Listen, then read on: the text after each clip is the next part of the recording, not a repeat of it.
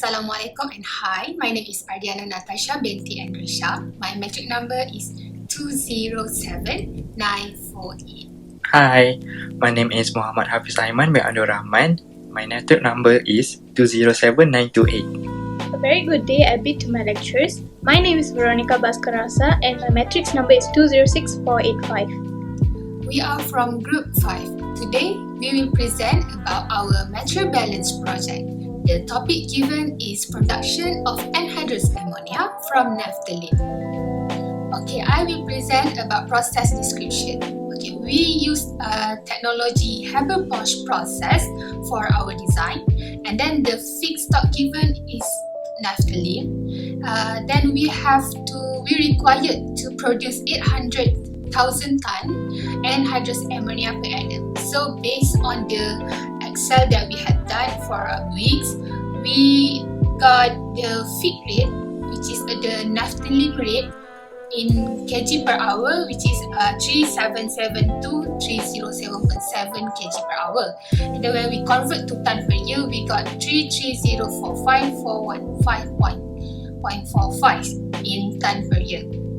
And then we got the production rate in kg per hour, which is 91367.06, which is we got this value from our mass balance from the Excel calculation and to get our needed anhydrous ammonia per annum.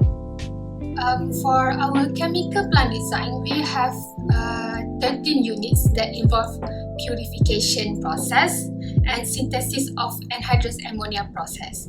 So these are the 13 units in our chemical plant design. So the first unit and the second unit, which is there is a cracking unit, which we crack our feedstock into small components. And then unit 3 until unit 10, this is the process which is our feedstock undergo the purification process, which is we have to purify our feedstocks before we synthesize it to our product. And then the unit 11 until unit 13, which is there is the synthesis of anhydrous ammonia. And then from the compressor and until the separator 2, which is we will apply the technology Haber-Bosch process.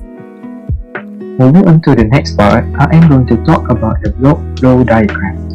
Due to the time constraint, I am going to make sure that this part is simple and short. First, 20 million mole per hour feedstock will flow into the steam cracking at the temperature of 1200 degrees Celsius and the pressure of 70 bars. Next, the product will go into the catalytic cracking with a temperature of 440 Celsius and the pressure of 1.72 bar.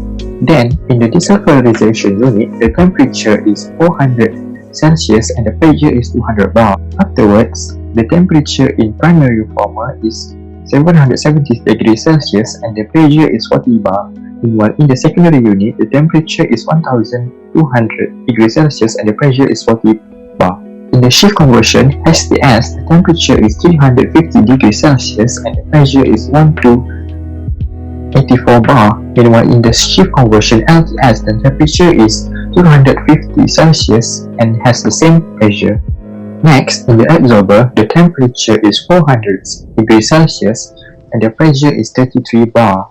Next, the temperature and pressure in the methanator is 400 degrees Celsius and 30 bar. Then, the temperature and pressure in the compressor is 100 degrees Celsius and 100 to 300 bar. Furthermore, in the reactor, the temperature is 400 degrees Celsius and the pressure is 300 bar.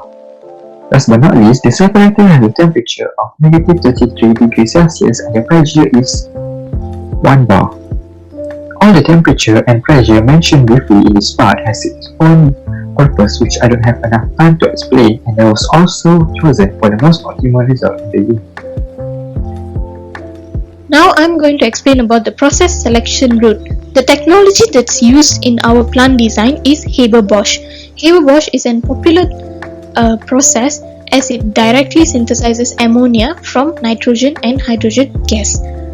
And as you can see in this diagram in stream 19, nitrogen from the air and the hydrogen processed from our feedstock, which is natural gas naphthalene, is compressed in compressor to a higher temperature and higher pressure that's required for the chemical reaction in reactor.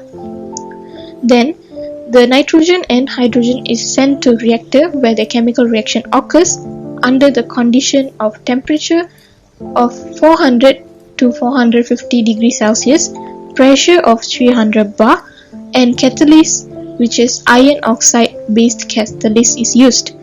This condition is said to be the efficient condition to produce a higher yield of ammonia according to our literature review. Then the product from the chemical reaction is sent into separator 2, whereby the unreacted nitrogen and hydrogen gases are recycled back to compressor, and the product anhydrous ammonia is separated and stored in storage tank at a lower temperature in liquid form. Now I'm going to explain the assumptions made in our plant design. Most of the units are considered to be reactive except unit 9 and 11, which is separator 1 and compressor, are unreactive. Now let's look into our first unit, which is steam cracking.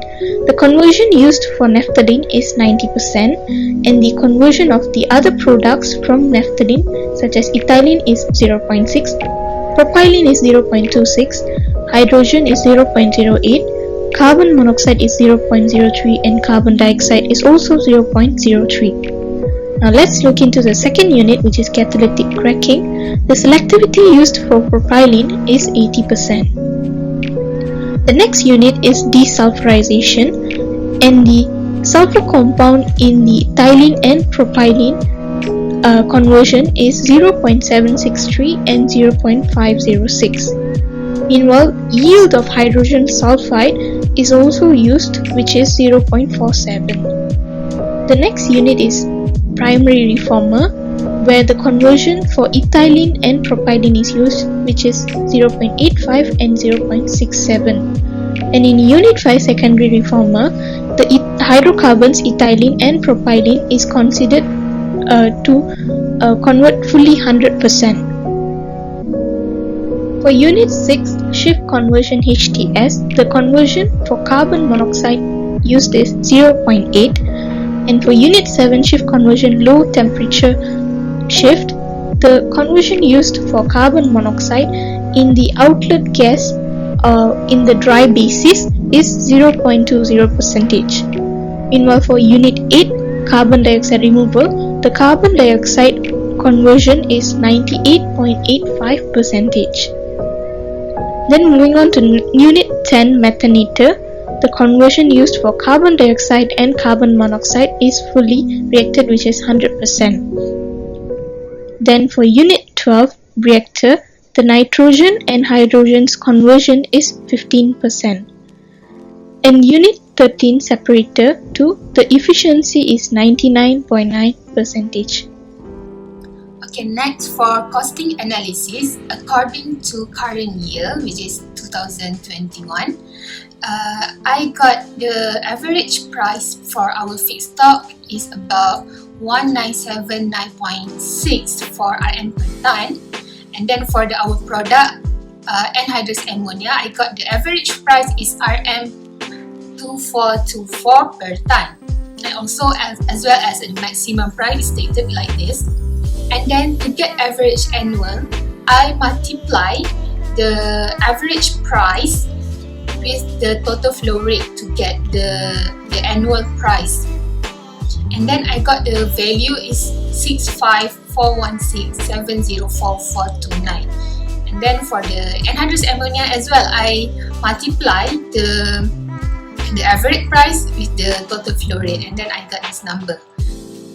As you can see, the average annual price for our feedstock is higher than our product, right? So the revenue and profits for the first year operation for our company that I got from the calculation in Excel is stated like this. So we can see for the average, the revenue is almost 1 billion. But for the profits, we got very big negative value. So the main reason of we got the negative value actually due to the lack of efficiency of our chemical process design that makes us use higher input rate, naphthalene rate, more than production rate.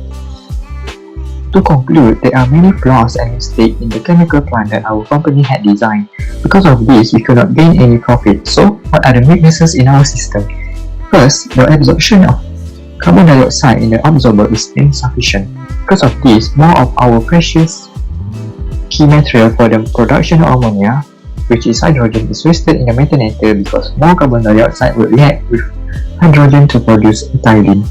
Next, because of the low conversion of hydrogen and nitrogen inside the reactor, our anhydrous ammonia production is also very low.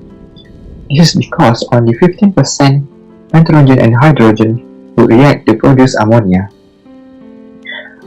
Lastly, we also chose the wrong unit or equipment in some part of our design. Because of this, the ammonia production is not very optimal. So, how do we fix these problems? First, we should increase the carbon dioxide absorption inside the absorber to lower the amount of carbon dioxide that flow into the methanator. Next, we should choose a better reactor so that more ammonia could be produced in a shorter amount of time. Lastly, we should add a stripper inside our design so that some components could be recycled, such as the water and the potassium carbonate. By doing this, we could save a little bit of money. Because we are short on time, this is all from us. Thank you for watching. Bye!